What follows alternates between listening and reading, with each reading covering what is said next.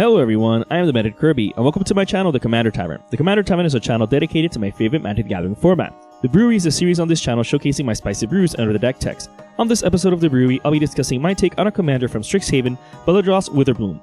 If you like this deck or any of the cards I'll be mentioning throughout the video, please consider using my TCG Player affiliate link when purchasing those cards. You can find that link down in the description. It'll really help out the channel.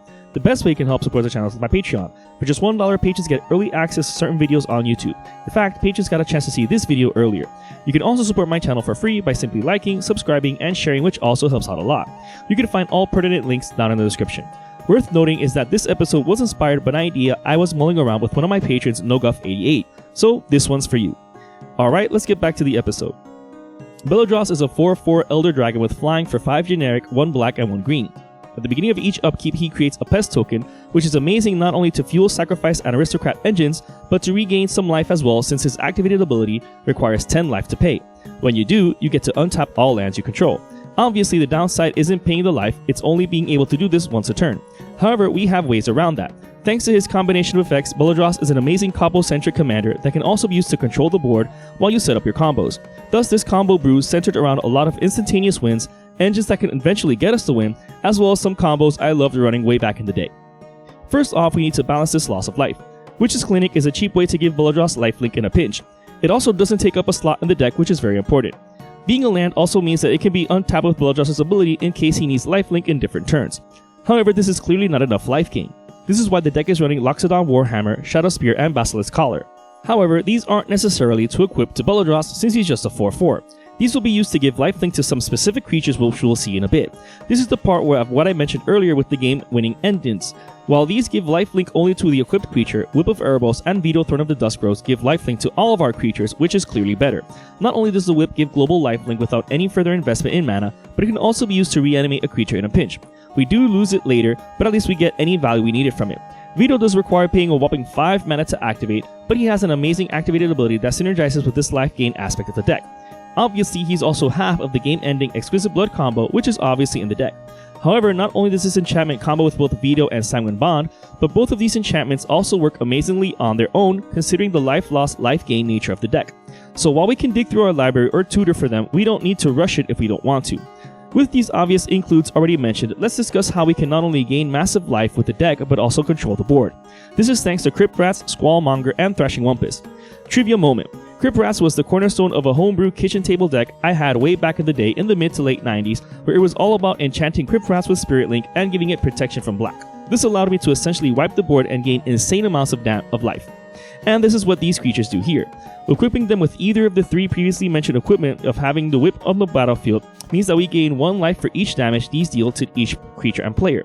So a little mana could go a long way, especially if we're paying 10 life each turn to untap all of our lands.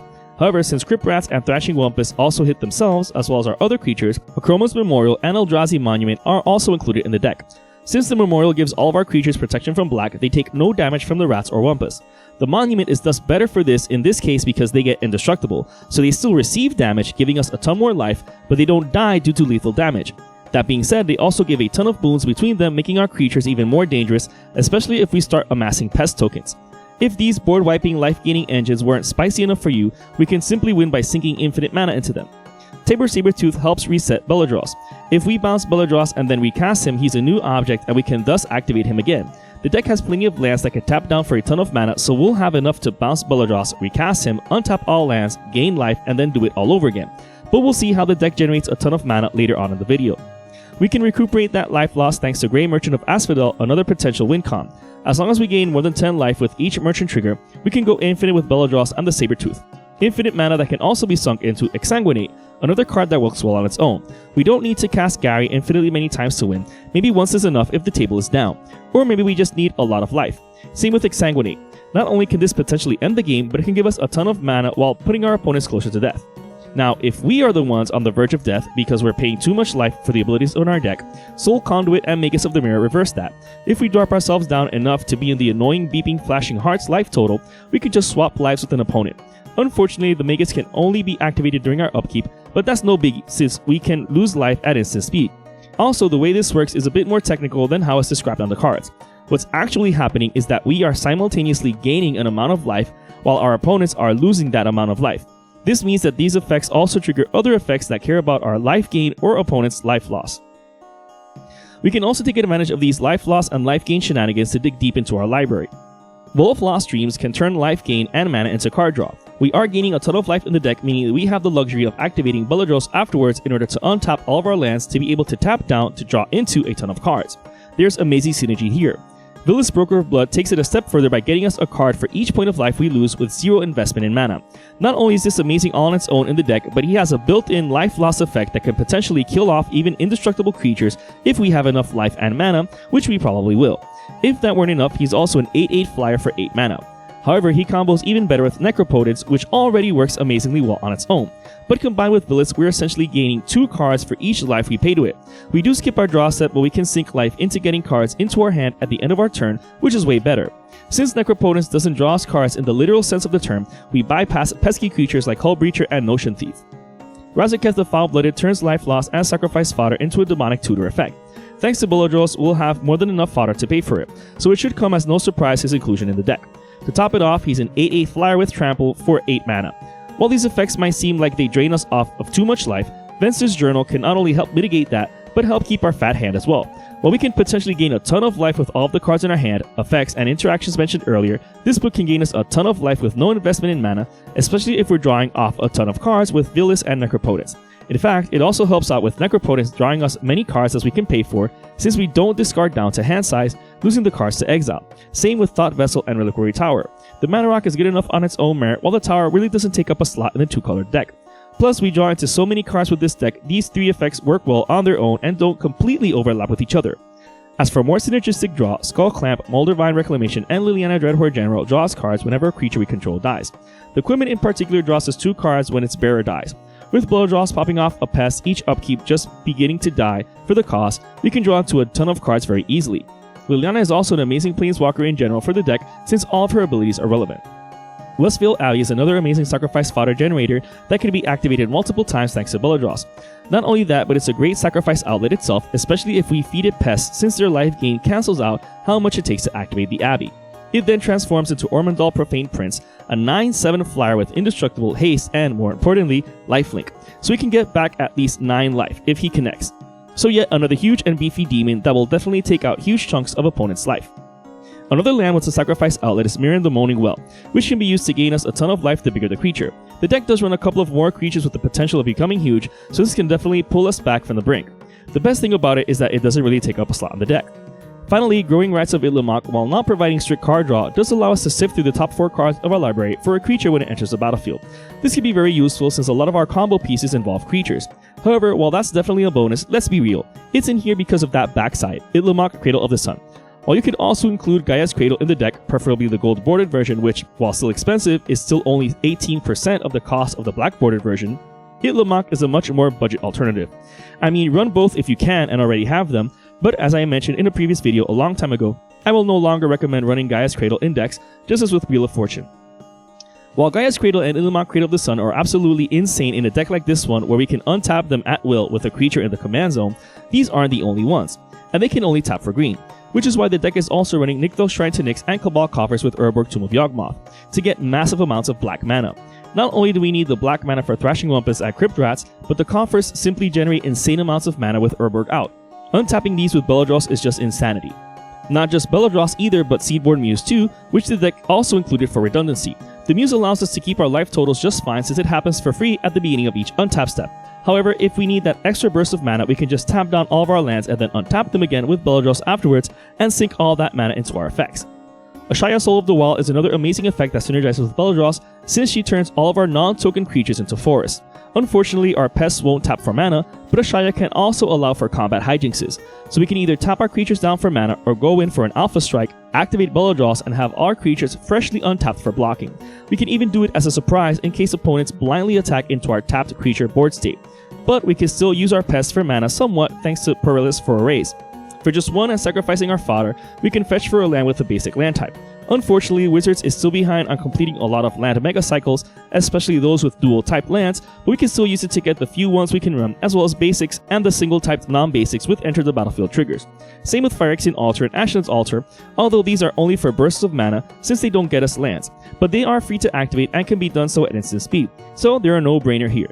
Going back to land interactions, Cryptghast and Nirkana Revenant also makes our lands worth more to be tapped and untapped, at least with swamps.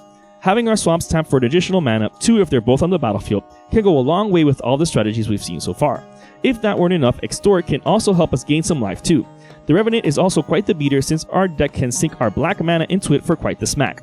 However, as good as these are, they pale in comparison to Nyxbloom Ancient and Mana Reflection. These are also obvious includes in the deck. Not much is needed to explain with these except the obvious insanity that comes from tapping out and then paying 10 life to tap out again. Oh, and the Ancient is another beater since it's a 5/5 Trampler. Besides the aforementioned perilous forays, we can also get lands onto the battlefield classically via Farseek, Nature's Lore, 3 Visits, Skyshroud Claim, Ranger's Path, and Hunting Wilds. There are 11 lands with basic land types in the deck, so we can get them for little effort thanks to these. Although this kind of ramp is the obvious ideal for a deck like this one, since our commander untaps lands, they're not as cheap as running Dryad Arbor, Birds of Paradise, Llanowar Elves, Fyndhorn Elves, and Elvish Mystic. Yes, creature-based mana acceleration is the weakest kind, but Beledros costs 7 to cast the first time, so we need all the help we can get to get ahead as quickly as possible. Same goes for Sol Ring, Arcane Signet, Golgari Signet, and Jewel Lotus. Not as weak acceleration as Mana Dorks, but they're still cheap enough to warrant inclusion since we need all the help we can get, as I just said. Other land-based ramps like Cultivate, Kodama's Reach, etc. are not included because there's only a total of 6 basic lands in the deck. Now that we've seen the meat of the deck, what else does it do? How can it protect itself? For one thing, Lightning Greaves and Swiftfoot Boots are ubiquitous inclusions to protect one of our main engines with Beledros himself. They can also be used for our other utility creatures too, obviously. Vodalkin Orrery is also included to make the most of Beledros' ability, since we can untap all of our lands at least once each turn with his ability, or with Seedworm Views. So we can keep all our mana open for our responses, and if we didn't need to cast them, we can cast our normal stuff at the end of each turn. Eternal Witness and Balaged Recovery help us recover anything we do lose, with this sorcery having the upside of also being played as a land in the early game, thus not really taking up a slot in the deck. Same goes for Agadeem's Awakening, which is pretty much used to reanimate as many creatures as we're allowed to, since mana isn't really a problem in this deck. Even better than Balaged Recovery, its land side has the potential of entering untapped for just 3 life. Witch's Cottage can also recover a creature, albeit by top decking it when it enters the battlefield. With all of the card draw effects in the deck, we can fetch for this at instant speed in response to a draw in a pinch. Not taking up a slot in the deck is definitely a plus. As to how we're being a nuisance, even more so to our opponents, my favorite mono-black enchantments, Grave Pact and Dictate of Erebos are included in the deck. Beledros creating sacrifice fodder each upkeep can really fuel these enchantments, as well as the other sacrifice effects in the deck. However, best of all, the Dictate has Flash, which means we can cast it outside of our turn thanks to Beledros untapping our lands. Font of Agonies further weaponizes our life loss by receiving blood counters for each life we lost. We can then pay 2 and remove 4 of them to destroy your creature at instant speed. We will be losing plenty of life with this deck, so this enchantment is going to do some work. If it weren't already apparent by now, this deck is basically going to maintain our opponents without any creatures for almost the entirety of the match. Beast Within and Assassin's Trophy can deal with absolutely any permanent at instant speed, so their inclusion is pretty self-explanatory. As for multiple targets, Casualty of War gets the job done. Although it's a sorcery, unlike the previous 2, we can still flash it in with Vodalkin Orrery if we're able to. Heroic Intervention is some more protection against opponents' responses. This one is also pretty self-explanatory. Although if we have Eldrazi Monument in play, we really don't have to worry too much, especially since Beledros gives us plenty of fodder for it. However, thanks to Contamination, making it so opponents might not even have the chance to cast anything against us, unless it's black or colorless. Beledros makes it incredibly easy to maintain Contamination around, and since the deck is running the previously mentioned Mana Dorks and Mana Rocks, we don't lock ourselves out of generating green mana. In any case, black is best for Crypt Rats and Thrashing Wumpus. Bitter Blossom is included for good measure for redundancy. It gives us sacrifice fodder, chump blockers, and costs 1 life to do so, triggering other things. But once both these and Contamination are out, regardless of Beledros, we can soft lock opponents. The rest of the deck is just the rest of the lands. The deck's running all 8 fetch lands: Bayou, Overgrown Tomb, Woodland Chasm, Reflecting Pool, Command Tower, Llanowar Waste, Tainted Wood, Woodland Cemetery, Undergrowth Stadium, Twilight Mire, and Ancient Tomb, as well as 3 of each snow-covered basic land in case anyone's running anything that benefits us for it. Apart from Ancient Tomb, I avoided running too many other lands that ping us for life, since there are times we don't have the luxury of losing too much life for mana. Since we can generate enough mana via other ways, we can make do without lands like City of Brass and Mana Confluence. As with all of my deck techs, you don't need the Fetch Lands, Jewel Lotus, Cabal Coffers, or Bayou for the deck to run. You can include budget substitutes and the deck will run just fine, especially since almost all of the budget is in the handful of cards. This brew is just an idea of how to build around Beledros Witherbloom. What I like most about this deck is that there are so many things that work together. I'm especially glad I was able to include the Pestilence creatures' interactions, since giving them lifelink and untapping all your lands each turn makes them kill off the board as well as the table quite quickly.